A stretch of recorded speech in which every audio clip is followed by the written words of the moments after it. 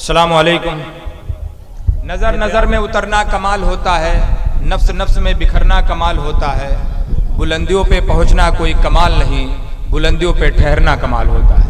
बहरहाल मैं अपनी बात को शुरू यहाँ से करूँगा कि हालात कैसे हैं और कैसे कैसे बदल गए।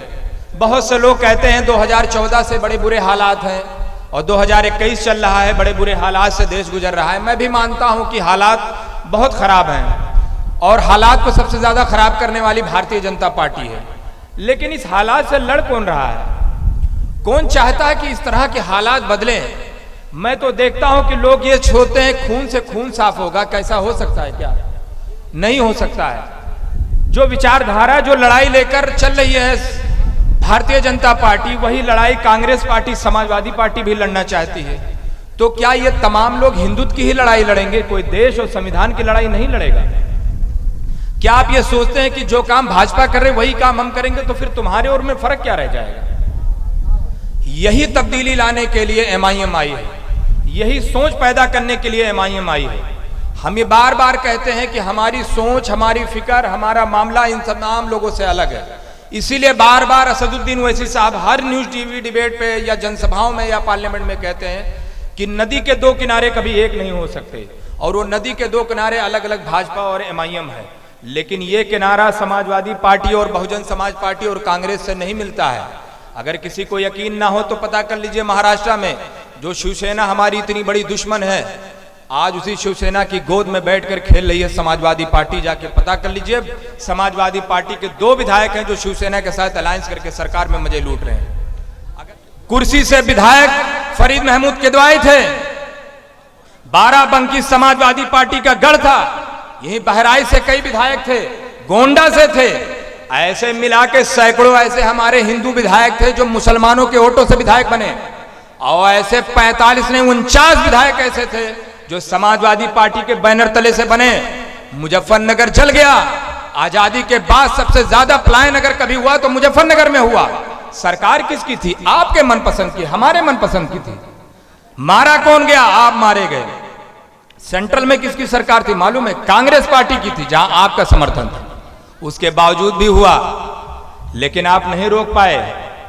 यही बात मैं आपको बता दूं कि एक मामला हुआ मुजफ्फरपुर में, जो बिहार में पड़ता है। एक मुस्लिम लड़की के साथ बलात्कार हुआ। बलात्कार करने वाले 2 यादव थे। उस केस को छुपाना चाहते थे, लेकिन अल्लाह का करम देखिए, फौरन MLA बने थे अख्तरुल ईमान और उनके 4 लोग साथ में। जैसे पता चला, मुजफ्फरपुर का मेरे पार्टी का जिला अध्यक्ष मुकीम भाई थे, मैंने उन्हें फोन किया। हमने कहा मुकीम भाई पहुंचिए और प्रदेश अध्यक्ष जी से बात करिए। उन्होंने बात किया, उस लड़की के घर पहुंचे, जो हो सका पार्टी की तरफ से इमदाद किया। फौरन FIR के लिए बात रखी। FIR नहीं लिखी जा रही थी। अख्तरुल ईमान साहब ने DGP से बात किया और कहा कि अगर FIR नहीं लिखा गया तो हमारे 5 विधायक आके धरने पे बैठ जाएंगे और लाखों लोग आपके DGP ऑफिस का घेराव करेंगे। रातों रात FIR लिखा गया, रातों रात FIR लिखा गया। सदन में पहली एंट्री हुई। शपथ लेने के बाद फौरन अख्तरुल ईमान साहब ने कहा उस लड़की के लिए बेहतरीन से, उस लड़की के लिए कुछ ना कुछ मदद की जाए सरकार की तरफ से, और इन लोगों को सख्त से सख्त सजा दिलाई जाए। आपको बताऊं कि 2 दिन के अंदर 48 घंटे के अंदर उन दोनों को पकड़ा गया, जेल भेजा गया और अभी भी जेल में है, और उस लड़की के घर को अच्छा खासा सरकार की तरफ से मुआवजा दिलाया। यह है आपके 5 विधायक की हैसियत। वहां 49 विधायक थे, कुछ नहीं कर पाए। यहां 5 विधायक थे, लेकिन कुछ नहीं होने दिया। तो ये चीज आपके अंदर होनी जरूरी है। तो आपसे मैं बार बार कहता हूं, क्यों लीडरशिप आपकी जरूरी? जब आपकी लीडरशिप होगी तो आपकी बात सुनी जाएगी। लेकिन अगर आप किसी दूसरे की लीडरशिप को एक्सेप्ट करेंगे तो आप एक बधुआ बैल लेंगे, जो कहा जाएगा वही बोलेंगे। हिम्मत नहीं रहेगी आपको स्टेज पे खड़े होने की।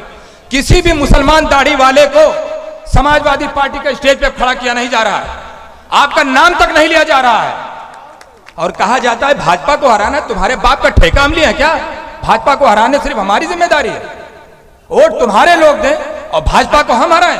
अब ये नहीं चलेगा। भाजपा को आप हराइए 10 साल तक, हम बैठ के तमाशा देखेंगे। बहरहाल आपके बीच में मौलाना असद जमाल साहब थे। कितनी खूबसूरत बात वो कह के गए अपनी चंद मिनट में। उन्होंने कहा कि जब तक आप अपना लीडर तस्लीम नहीं करोगे, जैसे आप मस्जिद में नमाज पढ़ने जाते हो, जब तक एक इमाम के पीछे नहीं खड़े होते हैं, अगर उसी के साथ 2 इमाम खड़े हो जाएं तो एक रुकू में रहेगा, एक सजदे में रहेगा। वैसे ही आपकी हालत बन गई है कि आप सोनिया गांधी को भी लीडर मानते हैं, मायावती को भी मानते हैं, अखिलेश को भी मानते हैं। तो तीन तीन लीडर मानने से तो मुस्तकबिल का हल नहीं निकलने वाला आपके। अगर आपको बेहतरीन लीडर मानना है, इमामत अगर पकड़नी है, अगर अमीर मानना है, तो वैसी हिसाब से बेहतरीन लीडर नहीं। मैं चैलेंज के साथ कहता हूं, पूरे हिंदुस्तान में किसी को बुला लीजिए, अगर वैसी हिसाब से बेहतरीन कोई लीडर हो तो हम तमाम लोग उनके साथ चलने के लिए तैयार हैं। तो अगर ये सारी चीजें सनद है आपके लिए तो अमल करना चाहिए। इससे पहले कि अंधेरा हो जाए, जुगनुओं तुमको ही चांद उगाना होगा। बहरहाल मैं अपनी बात को आगे बढ़ाऊं और एक नाम सिर्फ मेरे पास है, उससे पहले मैं आपको बता दूं एक बहुत अच्छी बात आप लोगों को बता दें, बहुत जरूरी है ये बताना कि लोग आपसे दो चीजों का इल्जाम बहुत लगाते हैं। एक तो कहते हैं कि ओवैसी साहब भाजपा के एजेंट हैं। अच्छा, अभी साबित करने में आ जाए तो नानी मर जाएंगे अच्छे अच्छे की, लेकिन साबित नहीं कर पाओगे। नस्लें खत्म हो जाएंगी लेकिन कर नहीं पाओगे। इल्जाम लगाना आसान होता है, साबित करना बहुत मुश्किल। दूसरा एक नया इल्जाम आया है आपके पास, वो आया है कि ओवैसी साहब जेल क्यों नहीं जाते, इसीलिए भाजपा के एजेंट हैं। मुझसे भी एक आदमी ने सवाल किया था और वो भी माशाल्लाह पत्रकार ही थे, अच्छे थे बेचारे, और बिहार से लेकर यूपी तक कवरेज करते हैं। तो बोले जेल क्यों नहीं जाते, तो हमने कहा राष्ट्रीय अध्यक्ष की तुलना राष्ट्रीय अध्यक्ष से कीजिए तो मैं जवाब दूं। बोले हाँ ये बात तो सही। हमने कहा ओवैसी साहब क्या कहें राष्ट्रीय अध्यक्ष है, तो हमने कहा आप एग्जाम्पल किसका दे, तो आजम खां का, शहाबुद्दीन साहब का, अतीक अहमद का। आप एग्जाम्पल दीजिए अखिलेश यादव का, मायावती का, सोनिया गांधी का, ओवैसी साहब का, तो मैं मानूं। सोनिया गांधी क्यों नहीं जेल जाती, उनके ऊपर भी केस है। मायावती क्यों नहीं जेल जाती, उनके ऊपर भी केस है। अखिलेश यादव क्यों नहीं जाते, उनके ऊपर भी मुकदमा है। मुलायम सिंह यादव क्यों नहीं जाते, उनके ऊपर भी मुकदमा है। ओवैसी साहब भी सिर्फ जेल जाए का? तो जब तक राष्ट्रीय अध्यक्ष की तुलना राष्ट्रीय अध्यक्ष से कीजिए, कोई भी पूछे तो कह दो अखिलेश यादव जिस दिन जेल जाएंगे उस दिन ओवैसी साहब भी जाएंगे, दोनों लोग बीजेपी के एजेंट बनने के लिए तैयार हैं। बताओ,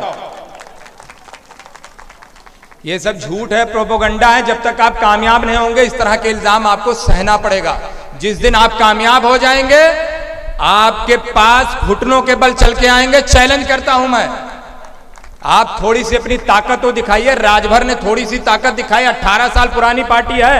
अखिलेश यादव भी अलायंस में लेने को तैयार है, और भाजपा भी। थोड़ा सा मुत्तहिद हो जाइए।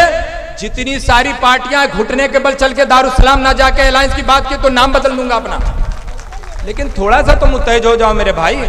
और इतना बेहतरीन लीडर पूरी दुनिया में नहीं किसी को मिलने वाला यार। जिसको संसद रत्न का अवार्ड मिला हो अखिलेश यादव, उनके अब्बा जान, उनके चचा जान, पूरे खानदान सांसद और विधायक बना, किसी को अवार्ड मिला हो तो बताओ। जिसको इतना बेहतरीन लीडर, इतना हसीन, इतना अच्छा पढ़ा लिखा, समझदार, हर मामले में बेबाकी सरगर्म, उस पर भी आपको शक है। अगर ऐसे ही आप शक करते रहे, अगर इसी तरह की आप गोली खाते रहे, तो आने वाली जो तुम्हारी नस्ल है वो भी खत्म हो जाएगी, लेकिन आपकी सोच नहीं बदलेगी। सोच बदलना है तो MIM की तरफ आओ, और अगर वही पुरानी जिंदगी जीने हैं तो मैं आपके लिए कुछ नहीं कर सकता।